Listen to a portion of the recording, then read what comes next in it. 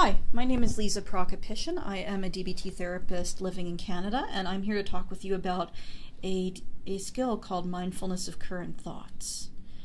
So, if your goal is to feel like you have more control over the experience you have with your thoughts, this is actually the skill for you, so I'm so glad you're watching. If you don't remember anything else from what I've said today, here's my take-home message. Ruminating and suppressing thoughts is actually not the path to freedom. It feels that way at the time.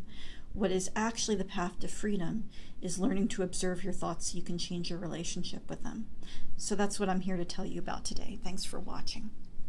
Okay, so it's a little counterintuitive, maybe it is, but noticing and radically accepting your thoughts actually is going to help reduce how much you react to them, the emotion mind decisions you make, which I know is one of your goals, and it's going to decrease that sensation of not being able to let go that sometimes people have when they ruminate, right? So the goal, like I said, is to change your relationship with your thoughts, because pain plus non-acceptance equals suffering, and when we do things like suppress them or ruminate, that's actually non-acceptance. So that's why we want to shift things. First off, let's make sure we're on the same page and that you actually know how to observe your thoughts. Let's do an exercise to practice. So what I'm going to do is I'm going to read you a list of random words.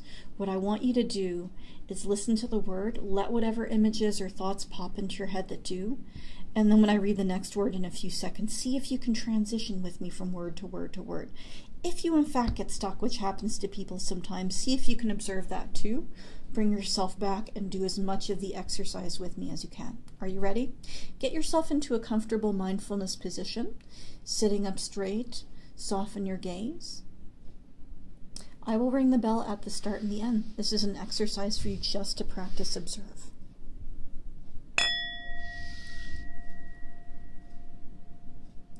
Piggy bank. Fruit fly.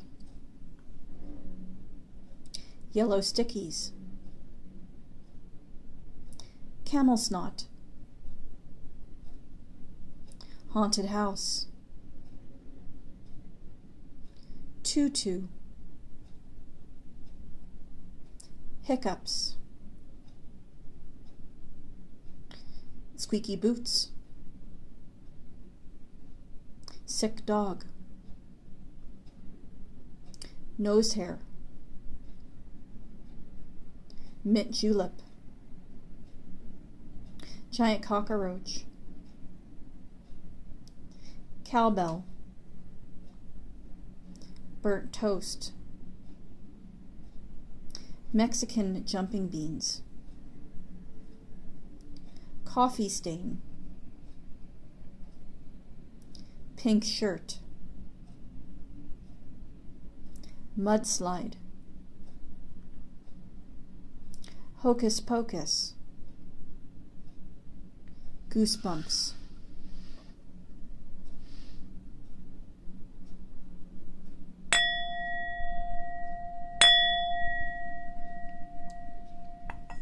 Okay, how did we do with observing? Were you able to come with me from word to word? If it was hard, might take some practice or trying it on a different day when your vulnerabilities are lower. Thanks to Yuko for that exercise, who's one of my team members. Okay, so now that we know what it is, I want to make sure that we're on the same page about why we would do this. So we're trying to decrease suffering, right? Observing thoughts provides distance and control. It's going to show you those thoughts for what they are. But let's say you're not convinced. I bet at least one person out there is not convinced. At least one, maybe two. Okay, so let's say you're the kind of person who's not convinced because you believe that ruminating thoughts are going to help you solve problems. I get it. I've been there myself. Sometimes we get something in our head and we can't let it go. The problem with rumination is that it only gives you a very small detail over and over again, and you don't actually get to see the whole picture. You get to see the whole picture when you observe your thoughts. So it's a little bit like this. A little bit like this metaphor. So when I was a kid growing up in New Jersey, I had the chance to go to some different art museums that we have in the Philadelphia, New York area, and I got to see pointillist paintings.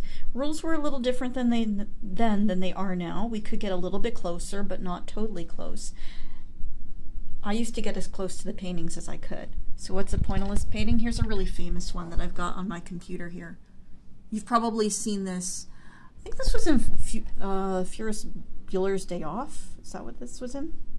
In any event, so what I used to like to do, see if you can come with me here. This is a little bit like ruminating, going over that little detail over and over again. Getting as close to the pointillist painting as you possibly can. So what do you think I'm seeing right now? I am seeing a lot of little dots. I am seeing a lot of little dots, and I can't actually see what the whole picture is. And you know what? If I was already in an emotion mind state, this would dysregulate me, truth be told. This is what rumination is like. You don't actually get to see the whole picture. You're going over those little details in your head over and over again. And of course, that's going to increase your suffering because you don't know what to do with those little details. This skill, if you work on it, will help you with that a whole lot.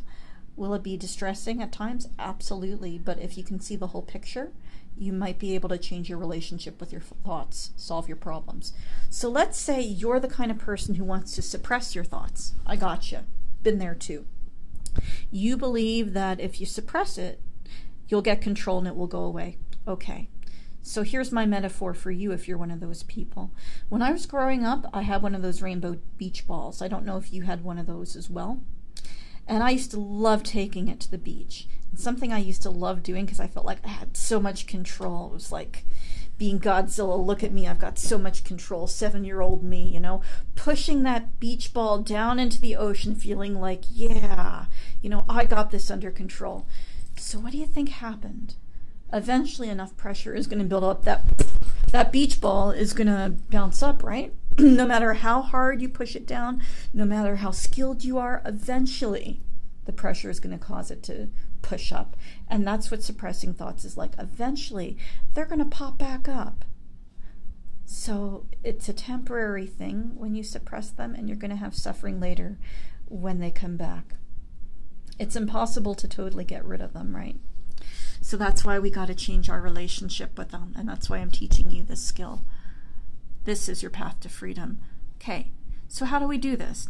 Now that maybe I have you sold, how do we do this? How do we observe our thoughts? We observe our thoughts with a curious mind.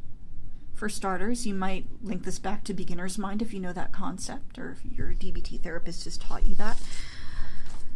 To kind of wonder where your thoughts come from. Wonder, you know, notice every thought that comes and goes out of your head. Try not to judge or evaluate your thoughts. Try to remember that you're not your thoughts, just like you're not your emotions, you are not your thoughts, and you actually don't have to act on them, and we don't always have control over what pops in our head.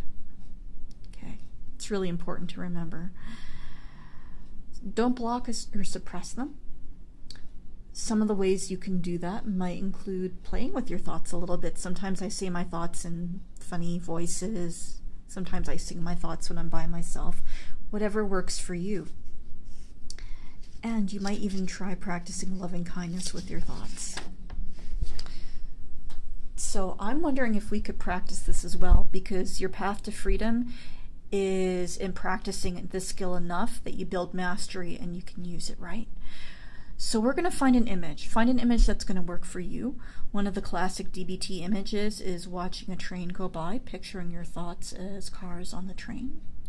Seeing each one go by, each new one go by, and picture yourself not jumping on the train, not running with that thought.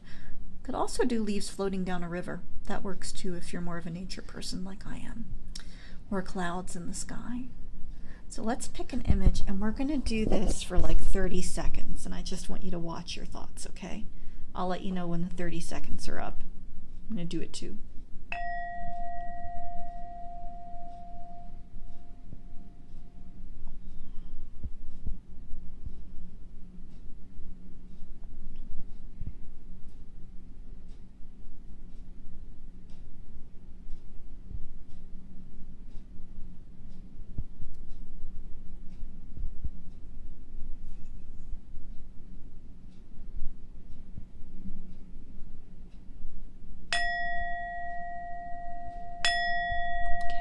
So how was that? So So thanks for watching today. Keep in mind, if we can help you see the full picture, you're going to change your relationship with your thoughts. Thanks for watching. Keep practicing the skill. I really believe it's going to work for you.